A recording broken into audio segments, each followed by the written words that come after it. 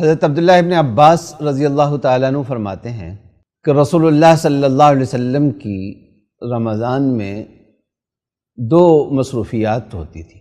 مصروفیات اور بھی ہوتی تھیں لیکن دو کا خاص طور پر ذکر کر رہے ہیں. ایک تو قرآن کریم کا مذاکرہ، درس قرآن کا، یعنی دہرائی قرآن کی. جیسے قرآن کریم کے حافظ آپس میں ایک دوسرے کو سنتے اور سناتے ہیں، رسول اللہ صلی اللہ علیہ وسلم رمضان میں قرآن کی دہرائی حضرت جبریل امین کے ساتھ کرتے تھے. اور جو دوسرا معمول تھا وہ یہ تھا کہ حضرت عبداللہ ابن عباس رضی اللہ تعالیٰ عنہ فرماتے ہیں کہ عام حالات میں بھی رسول اللہ صلی اللہ علیہ وسلم انتہائی سخی تھے، لیکن رمضان کے مہینے میں تو آپ کی سخاوت کی کوئی انتہا نہیں رہتی تھی. آپ کی سخاوت انتہائی عروج پر ہوتی تھی. اس لیے رمضان کا ایک تقاضا یہ بھی ہے کہ ہم اس مہینے میں اپنے دل کی گروں کو کھولنے کی کوشش کریں، اپنے مزاج میں سخاوت پیدا کرنے کی کوشش کریں. سخاوت صرف پیسے لٹانا ہی نہیں ہے. حضرت ابو ذر غفاری رضی اللہ تعالیٰ عنہ کی ایک لمبی حدیث ہے جس میں یہ مختلف اسلامی اعمال کی خصوصیات بتائی گئی ہیں. مثلا یہ کہ نماز دین کا ستون ہے، روزہ یہ ہے، فلاں یہ ہے.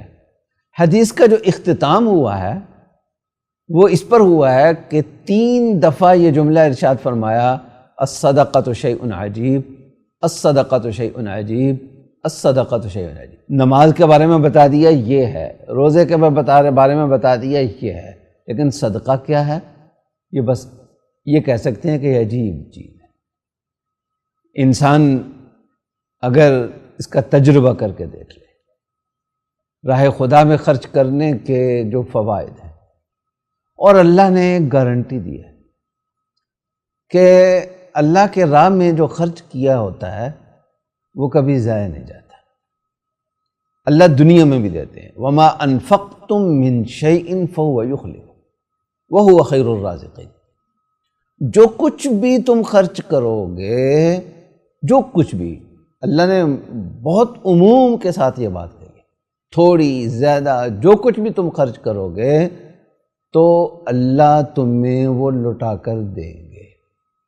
جیسے ہم بچوں کو کہہ دیتے ہیں، بچے کے ہاتھ میں چاکلیٹ ہے، ٹافی ہے، کہ یہ مجھے دے دو. ہم کہہ رہے ہوتے وہ دل کھلا کر کے ہمیں دے دیتا ہے. تو کیا سچ مچ ہم بچے سے وہ ٹافی لے کر کھا لیتے ہیں یا اسے واپس کر دیتے ہیں؟ کیا بچے سے چاکلیٹ لے کر ہم ہضم کر جاتے ہیں یا اسے واپس کر دیتے ہیں؟ اگر بالفرض سچ مچ اس سے وہ چیز ہمیں لینی بھی پڑ جائے، مثلا ڈاکٹر نے اس کو چاکلیٹ کھلانے سے منع کیا ہوا ہے، تو ہم صرف یہ نہیں کریں گے کہ اس سے چاکلیٹ لے لیں گے، بلکہ اس کے ساتھ ساتھ اس کو کچھ دیں گے بھی. اسی طرح اللہ کی راہ میں جب دیا جاتا ہے تو اللہ نے جگہ جگہ قرآن میں کہا ہے کہ صرف یہ نہیں کہ اللہ واپس کرتے ہیں بلکہ کئی گنا بڑھا کر واپس کرتے ہیں. آخرت میں تو اتنا بڑھا کر ہوگا کہ بعض اوقات 1 کھجور کے برابر خرچ کیا ہوگا، اور اللہ کے ہاں ایسے ہوگا جیسا کہ احد پہاڑ کے برابر کھجوریں خرچ کی. احد پہاڑ میں کتنی کھجوریں آ جاتی ہوں گی آپ اندازہ لگائیں. میرا خیال شاید کیلکولیٹر تو ہمارے جواب دے جائیں گے، کمپیوٹروں کا مجھے پتہ نہیں ہے کہ کتنی کھجوریں آ جاتی ہوں گی. تو کتنا گنا اضعاف و مضاعفہ کر کے اللہ تعالیٰ دیتے ہیں.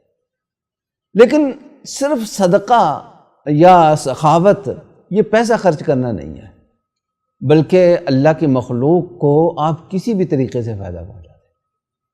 آپ کے اثر و رسوخ سے کسی کا کام ہو سکتا ہے، سچ مچ صحیح کام ہے کسی کا. آپ کے زبان ہلانے سے کسی کا کام ہو سکتا ہے. آپ نے تسلی کے 2 بول بول دیے اور کسی کا دل تھوڑا سا جم گیا، یہ بھی صدقہ ہے. رسول اللہ صلی اللہ علیہ وسلم نے فرمایا کہ راستے میں گری پڑی چیز تھی جس سے کسی کو نقصان ہو سکتا تھا، وہ تم نے اٹھا دی، ایک سائڈ پہ کر دی، یہ بھی صدقہ ہے.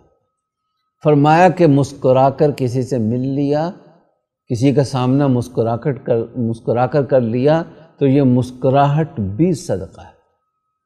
تو انسان کو کسی بھی طریقے سے موقع ملے دوسروں کو فائدہ پہنچانے کا، اپنے ہنر سے فائدہ پہنچانے کا، اپنی مہارت سے فائدہ پہنچانے کا، اپنے مشورے سے فائدہ پہنچانے کا، تو اس سے کبھی بھی گریز نہیں کرنے چاہیے۔